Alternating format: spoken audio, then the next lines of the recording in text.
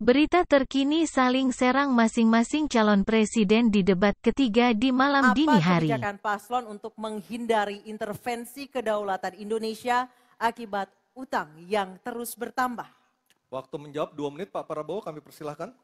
Baik, mengenai utang luar negeri, ternyata Indonesia sekarang hutang luar negeri kita sebagai rasio perbandingan terhadap produk domestik bruto kita salah satu terendah di dunia.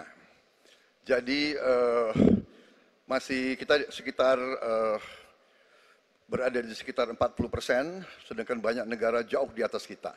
Kedua, kembali lagi dengan manajemen yang prudent, pengelolaan yang baik, dan dengan strategi ekonomi yang tepat, terutama dengan hilirisasi, di mana kita bisa mendapat keuntungan sebagai bangsa, ini memperkuat posisi tawar kita.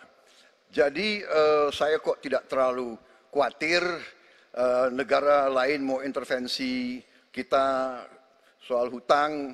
Kita sangat-sangat dihormati, kita tidak pernah default. Saya keliling seluruh dunia, mereka sangat hormat dengan Indonesia, kita tidak pernah gagal hutang, dan saya sangat optimis. Tapi kembali, kita harus punya kekuatan pertahanan yang kuat supaya tidak bisa diintervensi, tidak bisa digertak, tidak bisa diintimidasi. Hanya dengan kekuatan kita akan dihormati dan kita akan amankan kekayaan kita, amankan ekonomi kita, amankan pembangunan kita menuju Indonesia makmur, Indonesia kaya. Terima kasih. Masih ada sisa waktu Pak Prabowo? Ya, Mohon tenang. saya tegaskan kembali ya bahwa pelajaran sejarah manusia yang lemah akan selalu ditindas. Kita lihat saja apa yang terjadi di Gaza. Kita tidak boleh lemah, kita tidak boleh Waktu habis. Dilindas oleh bangsa lain. Pak Prabowo, kami persilakan kepada calon presiden nomor urut 1, Bapak Anies Baswedan, untuk menanggapi jawaban dari capres nomor urut 2 dalam waktu. Oke, silakan Anissa. Baik, selanjutnya capres nomor urut 2, jawaban capres nomor urut 2 akan ditanggapi oleh calon presiden nomor urut 3, Bapak Ganjar Pranowo. Kami persilakan Bapak, Anda 1 menit. Kita membaca buku Convention of Economic Hitman dari John Perkin, bahwa hutang-hutang itu memang bisa mematikan. Maka hati-hati kalau mau hutang. Terutama pada infrastruktur yang punya risiko tinggi. Kita mesti hitung betul, kita mesti prudent betul. Karena ini pernah dilakukan dan membuat banyak negara kolaps karena hutang. Namun demikian, kalau mau pakai kekuatan dalam negeri, artinya wajib hukumnya kita mendorong ekonomi tumbuh 7%, kemudian govern berjalan bisa dengan baik, maka ICOR bisa turun 4%, dan kemudian kita mesti betul-betul anti korupsi. Kalau itu tidak dilakukan, maka tidak akan tumbuh ekonomi yang ada di tempat kita. Ease of doing business mesti dilakukan. Hanya saja memang, kalau kita bicara pada industri pertahanan kita, mesti kita kuatkan industri dalam negeri. Jadi mohon maaf kaitan dengan hutang, no utang, no usang. Sehingga alutsista kita betul-betul kita lakukan transfer of teknologi dari dalam negeri. Waktunya habis. Waktu sudah habis. Mohon tenang, mohon tenang, mohon tenang. Sekali lagi mohon tenang. Kami persilakan kepada calon presiden nomor urut 1, Bapak Anies Baswedan, menanggapi jawaban dari capres nomor urut 2 dalam waktu 1 menit, Pak Anies. Sebaiknya disebutkan berapa persentase yang ideal, Pak, untuk kita di Indonesia. Kalau hanya mengatakan bahwa kita termasuk yang terbaik, berapa angkanya? Menurut hemat kami, kita harus bisa mencapai maksimal angka 30% dari GDP. Sehingga kita aman di situ, di bawah 30%. Dan itu caranya apa? Dengan satu, menata hutangnya, yang kedua memperbesar GDP-nya. Yang tidak kalah penting adalah melakukan pengembangan skema-skema yang lebih kreatif dalam mencari hutang luar negeri, termasuk pelibatan swasta. Lalu memastikan bahwa ada perluasan wajib pajak yang harapannya nanti akan memperkuat juga GDP kita. Di samping mengurangi kebocoran pajak. Dan hutang-hutang yang kita gunakan untuk aktivitas produktif. Jangan hutang itu digunakan untuk kegiatan yang non-produktif. Misalnya, hutang dipakai untuk membeli alutsista bekas oleh Kementerian Pertahanan. Itu bukan sesuatu yang tepat. Justru kita harus sebaliknya yang kita kerjakan. Baik. Terima kasih. Harap tenang dulu. Harap tenang dulu. Kita kembali ke calon presiden nomor urut 2, Bapak Prabowo Subianto, untuk merespon tanggapan dari kedua capres. Waktu Bapak 1 menit, silakan. Saya nggak mengerti. Jangan-jangan guru kita, buku kita sama, Pak Ganjar. Kok saya banyak sependapat. Terus aja. Saya akan bilang AA. Saya bukan orang macam-macam. Tapi Pak Anies, saya kira Pak Anies perlu belajar ekonomi lagi, ya kan? Jadi kalau bilang ideal 30%, dasarnya apa? Yang di bawah kita itu Arab Saudi, Rusia, pokoknya negara-negara yang punya sumber alam yang luar biasa. Tetapi 40% ya salah satu terendah sekarang. Jadi kalau kita mau bangun industri, tadi saya setuju sebagian dari yang Bapak sampaikan. Oh iya, kenapa? Yang penting utang itu produktif. Itu saya setuju. Tapi kita bisa sampai 50%, tidak ada masalah. Kita tidak pernah default. Kita tidak pernah default. Kita dihormati di dunia. Baik. Terima kasih. Baik, terima kasih. Baik, kita beralih ke pertanyaan untuk calon presiden nomor urut 3 Bapak Ganjar Pranowo. Kami persilakan panelis Laksamana TNI Purnawirawan Profesor Dr. Marsetio mengambil undian sub pertanyaan kelima dalam fishbowl. Baik. Tinggal tersisa 2 pertanyaan lagi. Apa yang diambil oleh Pak Marsetio? Baik, geopolitik adalah subtema kelima. Dan selanjutnya kami persilakan kepada panelis Bapak Philip J. Vermonte untuk mengambil undian daftar pertanyaan dari dalam fishbowl.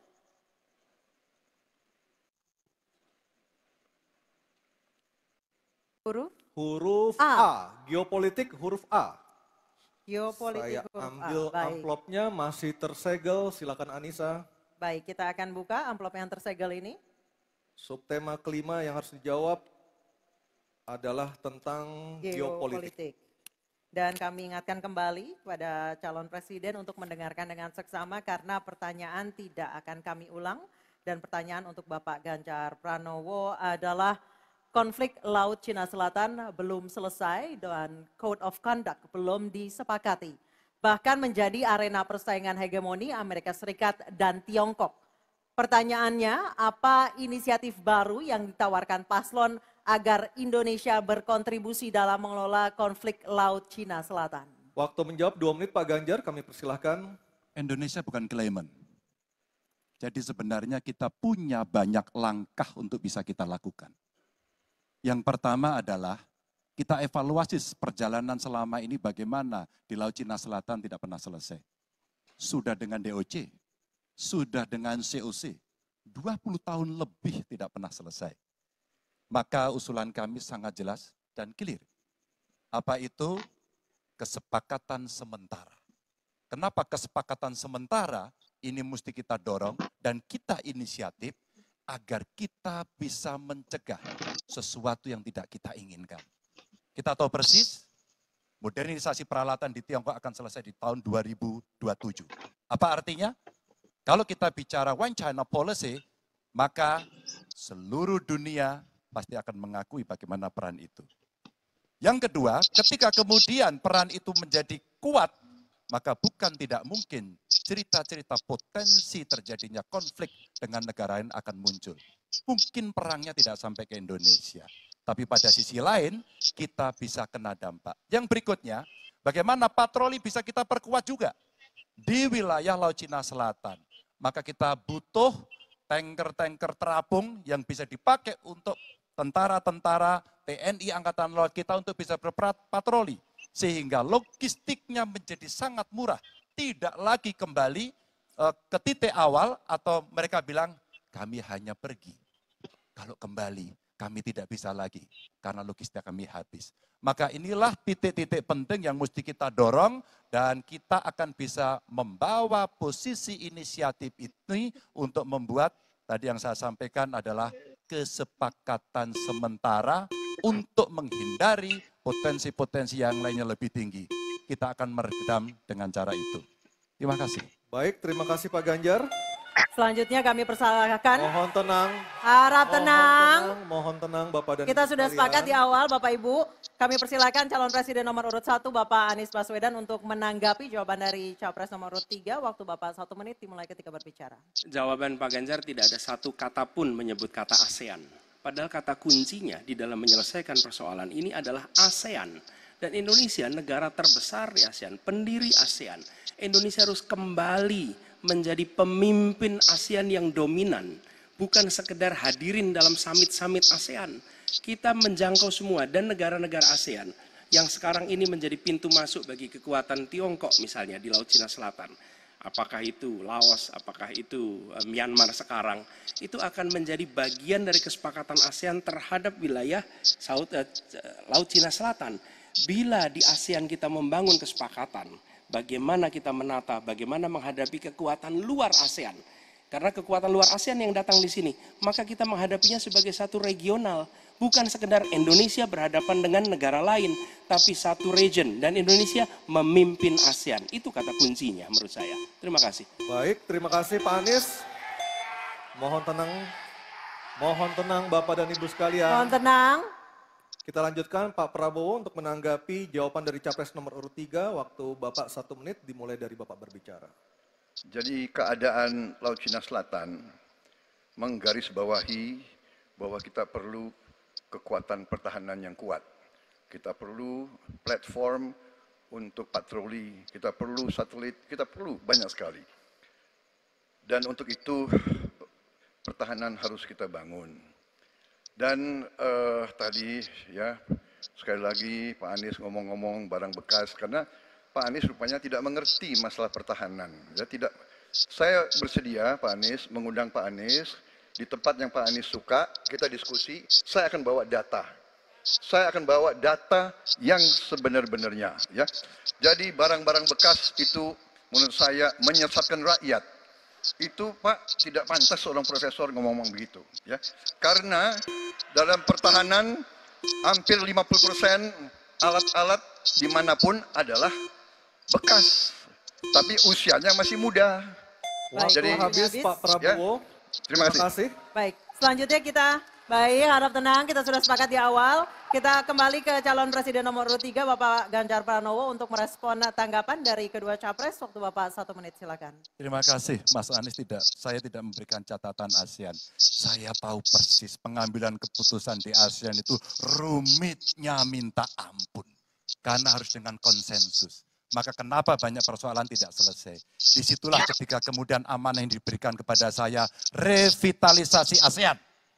Agar kemudian pengambilan keputusannya tidak bulat. Sehingga kalau kita berbicara Laut Cina Selatan kemudian menggerakkan ASEAN, oke, itu betul. Tapi terbayangkan DOC, COC yang sudah lamanya minta ampun 20 tahun lebih tidak pernah selesai. Maka pengambilan keputusannya, proses pengambilan keputusan di ASEAN itulah yang mesti juga kita review sehingga akan bisa lebih cepat. Yang berikutnya, saya sepakat alutsista angkatan laut yang ada di sekitar sana harus menjadi prioritas. Dan begitu saya jadi presiden, kita tunjukkan kedaulatan kita, gas yang ada di Natuna Utara harus dieksploitasi oleh kita sendiri untuk menunjukkan power kita pada Waktu dunia. sudah habis Pak Ganjar, terima kasih. Oke.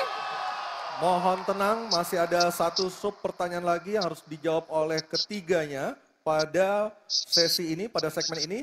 Kami beralih ke pertanyaan untuk calon presiden nomor urut 1, Bapak Anies Baswedan, dan kami persilakan kepada Profesor Dr. Widya Setiabudi Sumadinata untuk mengambil undian pertanyaan subtema. Silakan Pak Widya. Ini adalah yang terakhir. Yang ke-6. Yang diambil oleh Pak Widya, subtemanya adalah globalisasi. Baik, globalisasi subtemanya. Baik, selanjutnya kami kembali persilakan panelis Ibu Kuri Maharani Savitri untuk mengambil undian daftar pertanyaan dari dalam fishbowl dan memperlihatkannya kepada moderator dan juga kepada hadirin serta kepada para capres. C. Globalisasi C.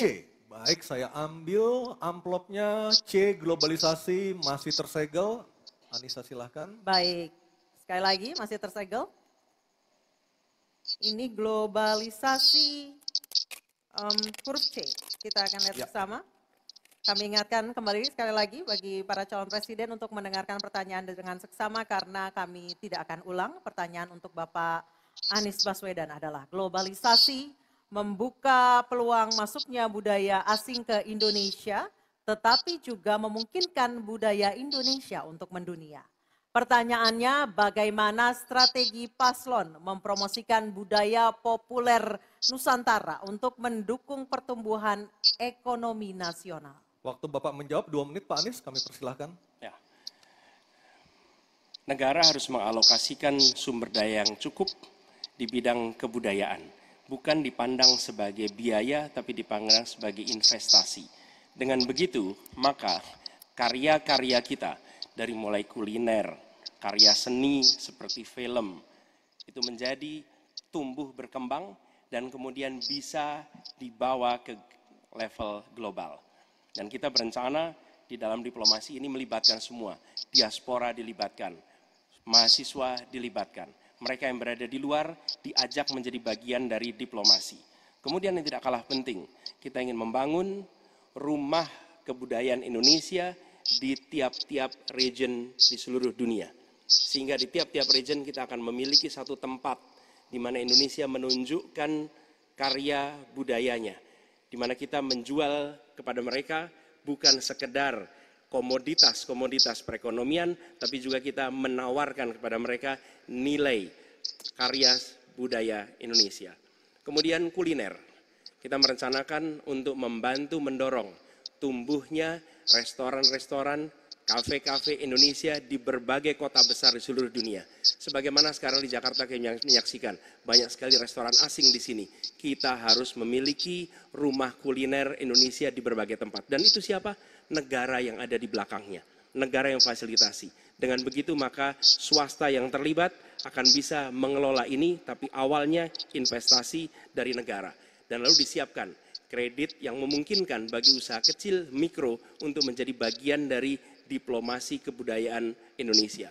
Kemudahan di dalam permodalan, kemudahan di dalam mengakses pasar internasional, itu semua dilakukan supaya seluruh jajaran bisa terlibat di dalam kampanye diplomasi kebudayaan Indonesia. Terima kasih. Baik, terima kasih Pak Anies. Baik, selanjutnya calon presiden nomor urut 2. Harap tenang. Mohon tenang, Bapak dan Ibu, mohon tenang. Calon presiden nomor urut 2, Bapak Prabowo Subianto untuk menanggapi jawaban dari capres nomor urut 1. Waktu Bapak 1 menit, silakan. Saya kira yang disampaikan Pak Anies masuk akal ya, walaupun memang itu bersifat normatif ya.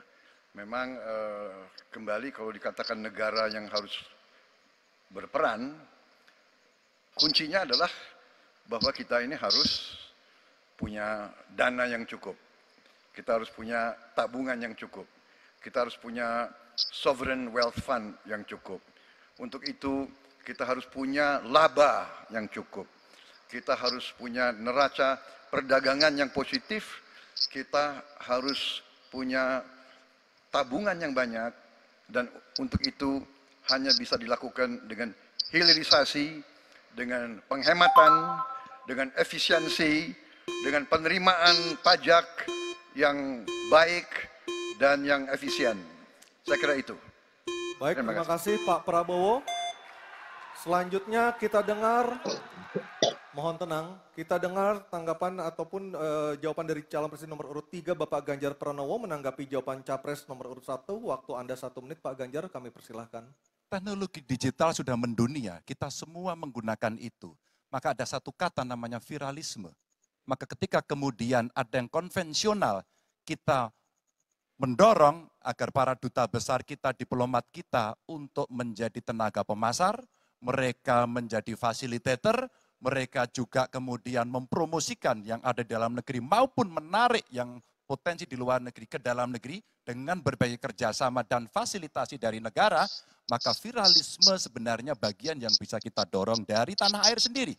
Kalau kita lihat Nicky, Rich Brian, Karina seorang intelektual yang hebat sekali yang menemukan antivirus AstraZeneca. Dia diaspora yang hebat, kita promosikan, kita viralkan. Nicky Rich Brian, Voice of Baceprot yang kemudian mendunia kita fasilitasi, maka dialah yang akan bisa mendapatkan keuntungan dan sekaligus menjadi diplomat Baik. Indonesia. Sudah habis, Pak Ganjar. Oke, harap tenang. Mohon Harap tenang. Harap tenang. Selanjutnya kita kembali ke calon presiden nomor urut 1, Bapak Anies Baswedan untuk merespon tanggapan dari kedua capres. Waktu Bapak 1 menit, silakan. Terima kasih. Kami bersyukur sekali bahwa Bapak-Bapak berdua sepaham dengan apa yang kami gagas. Dan ketika kami ditugaskan sebagai Presiden Republik Indonesia, sebagai Panglima Diplomasi, maka setiap kegiatan ke luar negeri adalah bersama dengan delegasi kebudayaan, delegasi seni. Dan datang ke pusat-pusat kegiatan kebudayaan, kesenian di negara-negara yang dikunjungi. Bukan hanya datang rapat lalu pulang, tapi datang di sana menemui aktivitas-aktivitas kesenian, kebudayaan, sehingga mereka pun menyadari bahwa Indonesia ini negeri yang kaya budayanya. Karena setiap presidennya datang, dia membawa delegasi kebudayaan, ditunjukkan di sana, bukan datang rapat, ikut lalu pulang. Dan dengan cara seperti itu, maka dunia akan menyaksikan. Ingat, setiap presiden datang sebuah negara, seluruh media di negara itu memperhatikan. Itu kesempatan luar biasa untuk mempromosikan Indonesia, dan itu yang kami kerjakan di samping yang sudah kami lakukan, kami katakan tadi. Terima kasih. Baik, terima kasih Pak Anies, Pak Ganjar, dan Pak Prabowo.